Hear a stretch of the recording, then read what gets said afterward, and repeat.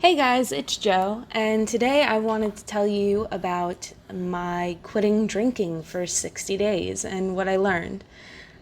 The first thing I learned is that I didn't think I was going to be able to sleep if I didn't have a drink at night, and I was completely wrong.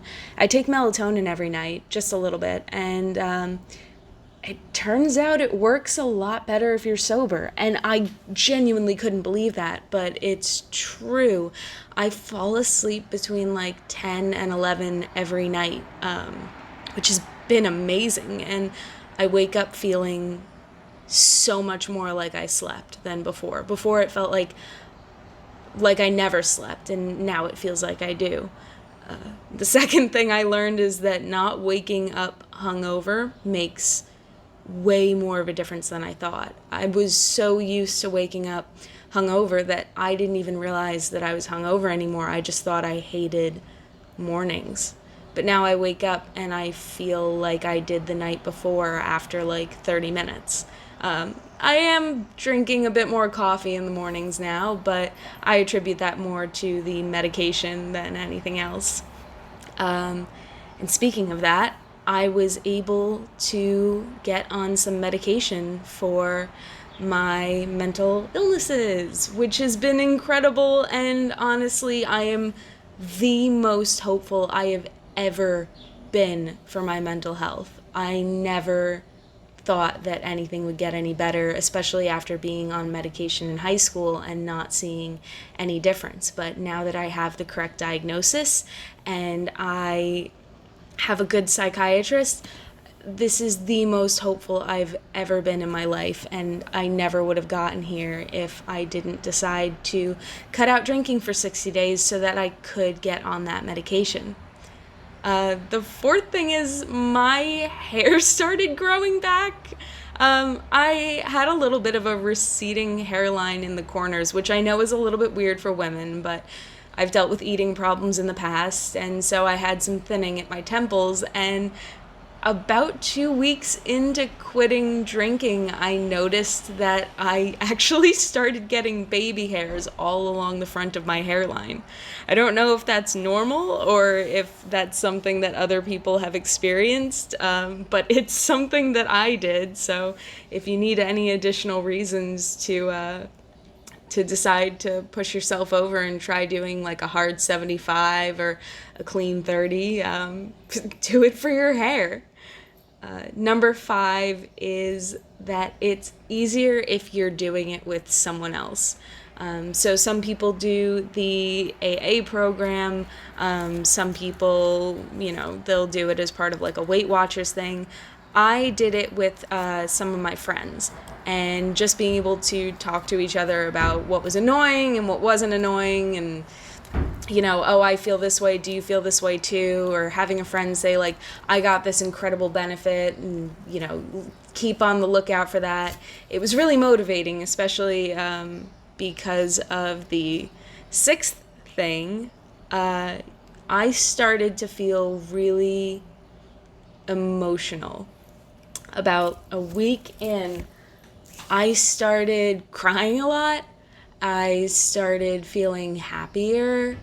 And I also started thinking about like memories of dumb shit I did when I was drunk, and just life that I hadn't processed, I guess, because if you have a drink when you're anxious or you have a drink before you go to bed, you might not be giving your brain enough time to process the things that aren't making you the happiest. And I guess that's especially true for people who would drink more, especially when they were anxious. And I definitely counted myself among those people.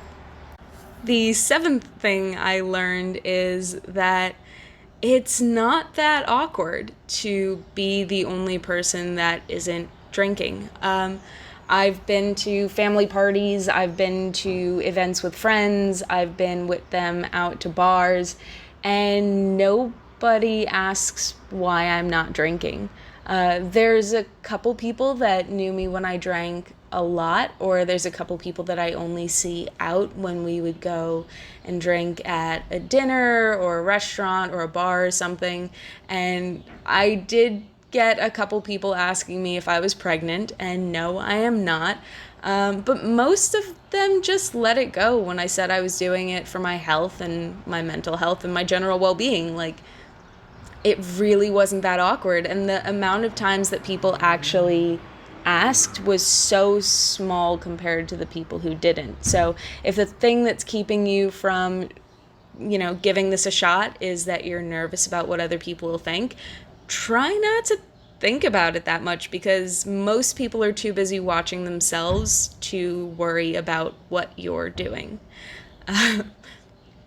That being said, that brings me to number 8 on the list of things that I learned quitting drinking for 60 days, and that's that it is a little bit weird being the only sober person in a room full of people who aren't. And it's not weird in the sense that you keep thinking like, oh, I wish I was on the level that they were on, or, oh, I wish that I could be being silly the way that they're being silly. It was more that I got that secondhand embarrassment. And that was kind of a problem, because I was thinking like, I don't want to judge my best friends for behaving in a way that I was behaving like a month ago. So that part was definitely a bit strange, but it didn't keep me from hanging out with anybody. And as long as I kept that judgmentalness, in check, it was fun. I mean, I definitely felt more compelled to ask my friends to hang out in more non-drinking situations. But I had just as much fun, and the only thing was that it is a little bit weird being the only sober person in the room, which is why I was glad to hang out with some of my friends that were quitting drinking with me. Number 9 is a huge benefit, actually, and that's I got a massive wave of creative energy when I stopped drinking. It might have something to do with the emotions that I was feeling coming back, but I have so much energy first thing in the morning, and I have time now between when I wake up and when I have to go to work that I've been drawing more, I've been writing more, I've been trying to send my writing out to literary agents. It's been incredible to feel so much more connected with the things that I love doing. And I know that some of that is probably in part due to finally getting medicated for my bipolar and leveling out a depression that I've been feeling. But I also think that in drinking every night, even if it wasn't a lot, I was waking up so drained and so depressed and so just exhausted by the way that I was living that I didn't have time to think about doing the things that I loved. It didn't even cross my mind to pick up the pen as much as I would have, as much as I do now. So that's been amazing. The last thing that I learned quitting drinking for 60 days is that I never have to drink again if I don't want to. There's no reason that just because somebody hands me a drink or offers me a drink that I have to take it. If I like my life better the way that I'm living it now, and I like being more fully present and not altering my state, I can just stay that way for as long as I want. I did it for 60 days and nothing terrible happened, and at first it was the same, and then things just started getting better.